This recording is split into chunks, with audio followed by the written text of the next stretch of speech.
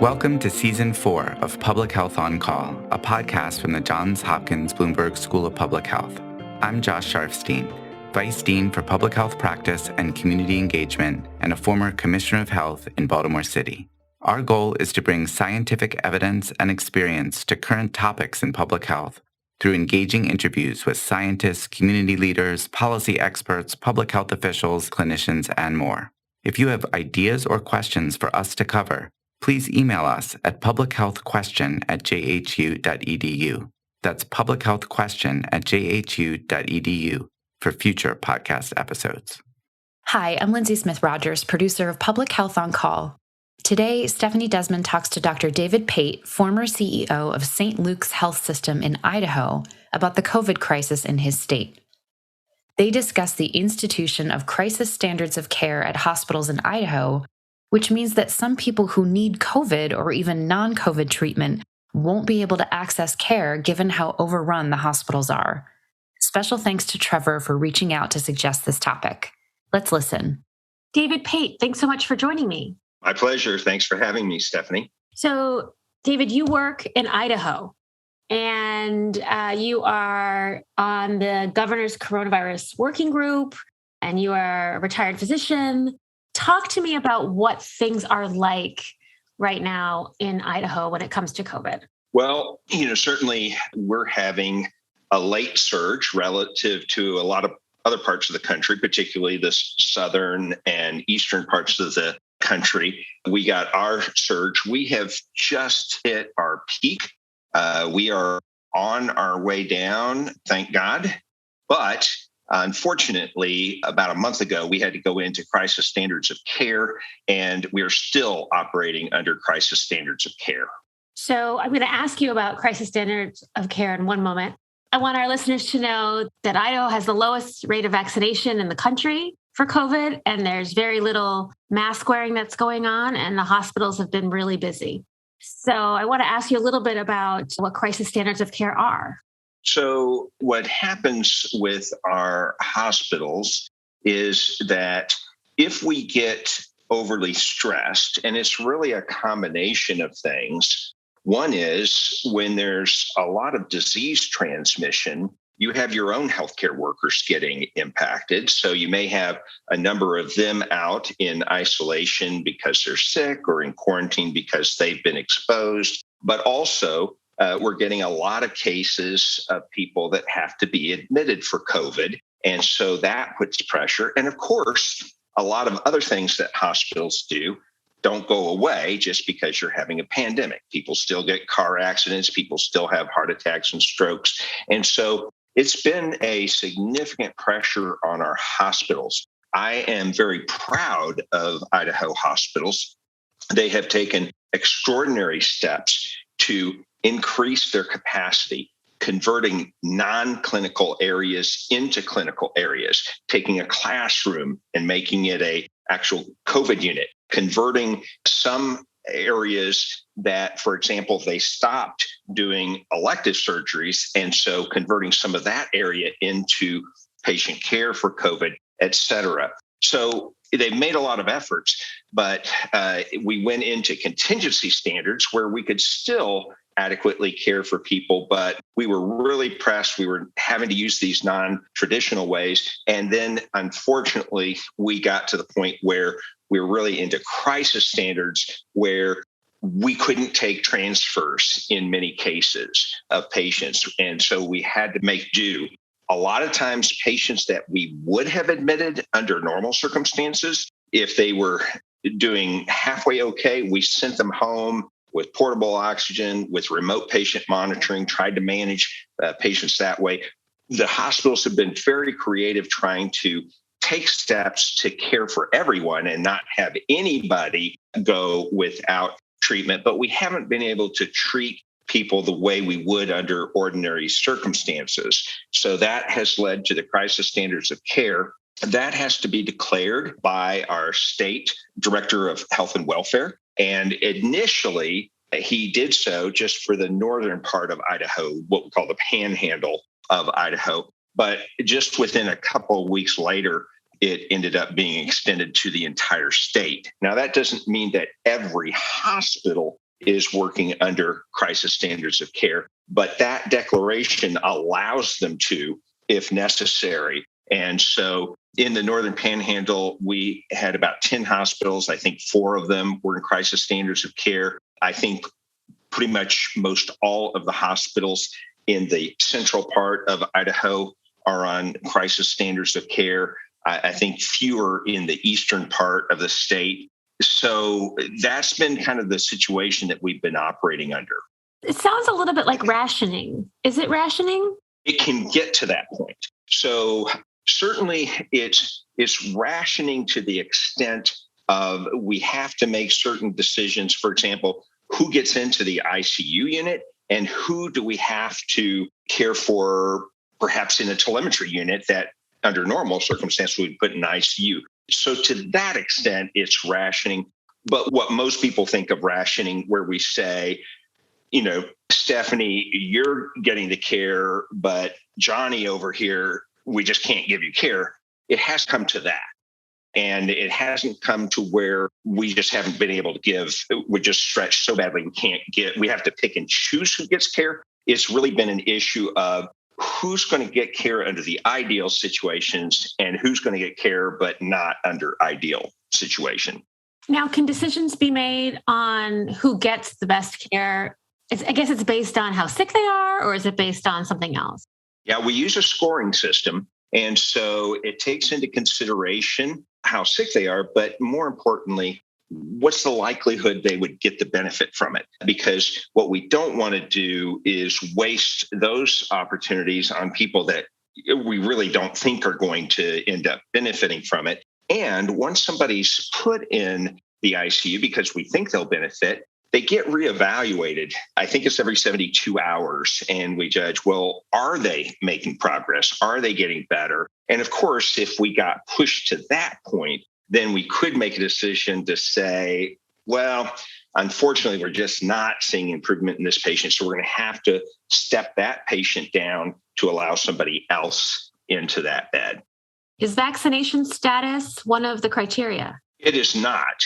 However, I will tell you that when we look at our hospitalized patients, 90% of the people that get hospitalized for COVID, 90 plus, are unvaccinated. But no, we don't. That scoring system I mentioned and the decisions about what care, where patients are going to get it, does not take into consideration vaccination status. I think people think maybe it should.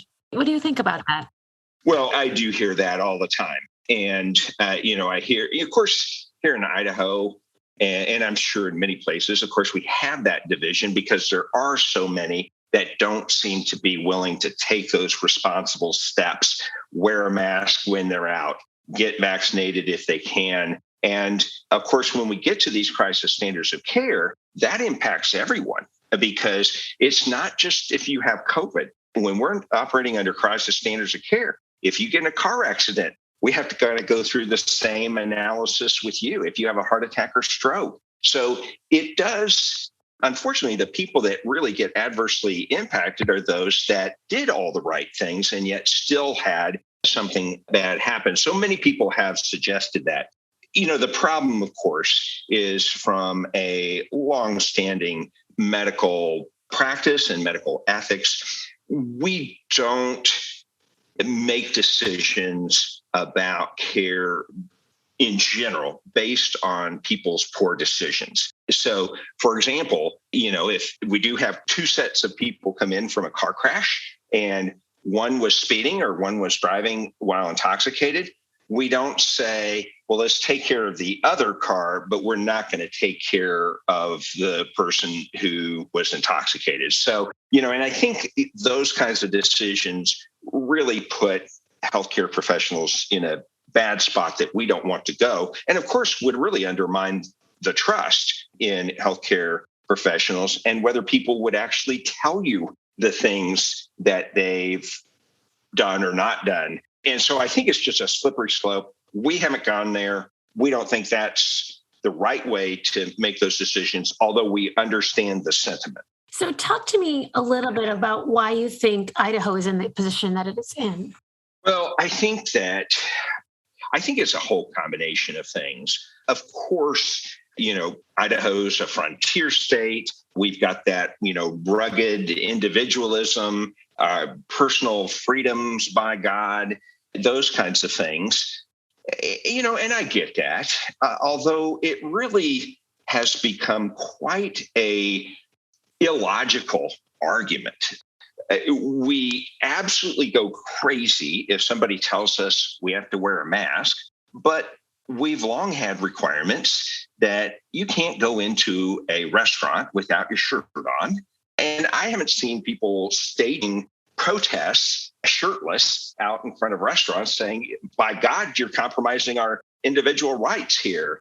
So it's really, I think that is one of the things that's been startling to most of us in healthcare about this pandemic is the degree to which politics and ideology has come into this. Whereas before, I think what we've always seen and expected is that when we face a common threat or enemy, we come together and we take that on. And we didn't see that this time in all cases. So I think part of it was this, I don't want the government telling me what to do. It was very interesting. I'm active on Twitter. I had an anti-masker, anti-vaxxer asked to talk to me. He'd followed me on Twitter for a long time. I knew he didn't agree with a lot I said, but he said he wanted to talk to me. And so I talked to him and I asked him, I said, look, I get that you don't want to wear a mask. I don't like wearing a mask, but I do it because I want to protect myself and others. But tell me, if I were in your place and I didn't believe in a mask and I didn't want to wear a mask, I just wouldn't wear it and I wouldn't make a big deal about it.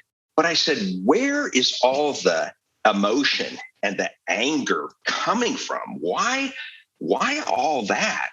And his reply to me really surprised me. And I think it's key why we have to start having these conversations. We have to listen to each other and kind of understand where's this coming from? Because what he told me was shocking. He said, the reason is once the government puts something in place, they never take it away. And so I thought about it for a second. And I said, well, wait a second. Are you saying that you think if there's a mask mandate, then it'll be for the rest of your life into perpetuity? Oh, yeah. And that had never crossed my mind. And so I think that was, very helpful, but that's how some people are thinking about it. So I think that we had this individualism, don't step on my personal rights. We had a lot of disinformation. In fact, one Idaho physician is the medical director for the America's Frontline Doctors, and he's been very active in promoting a lot of disinformation. And people like him, and unfortunately, our lieutenant governor embraced him and gave him platforms, which only made it worse. So that was a problem. I think the other thing was that there's a lot of not just the disinformation, but just a lot of lack of understanding. I advised schools, and I was very amazed that board members didn't know as much about this disease as I thought they should have. And I think they were making decisions this year based on experiences last year, which would be natural, but you have to understand how this disease is changing, how the virus is changing, and it calls for different measures. And most of our schools were not willing to make those changes. And of course, last year, we saw very little contribution of infections in schools to community spread. This year's a whole different story. And of course, when we took a lot of precautions last year in schools and then decided, okay, we're not going to do them this year, it was the exact opposite. And then we had much more transmission. And of course, what we've seen is so stressful for our hospitals and our hospital workers is that those kids go home and their parents, you already mentioned our overall low vaccination rate, but if you look at that age group, adults in the 30s to 40s, less than half of them are fully vaccinated. And so your kids take it home. These 30, 40-year-old adults in the prime of their lives get infected. And they too didn't understand. Last year, we really didn't see 30 and 40-year-olds in the hospital much. This year is quite different, and they're still thinking, hey, I'm healthy, I'm fine. In fact, I was talking to one yesterday. Hey, I'm a young adult, I'm healthy, I don't need to get vaccinated. And so they're not really understanding that's no longer true. And I think the conversation's been wrong. The conversation's been focused on mortality. And so, people say, well, look, I don't have a high chance of dying. Well, for me as a physician, it's not all about whether you die. It's all the other complications that can happen to you. It's the other long-term effects that can happen to you. And that 30-year-old woman, while unlikely to die, she would be in an age group where we do see a lot of long COVID or other things. So I think it's this individualism, personal freedom, lack of understanding, disinformation, all of these things came together to make this a very challenging situation for Idaho and many other parts of the country. David Pate, thank you so much for joining me. My pleasure. Public Health on Call is produced by Josh Sharfstein, Lindsay Smith-Rogers, and Stephanie Desmond. Audio production by Spencer Greer, Niall Owen McCusker, and Matthew Martin with support from Chip Hickey.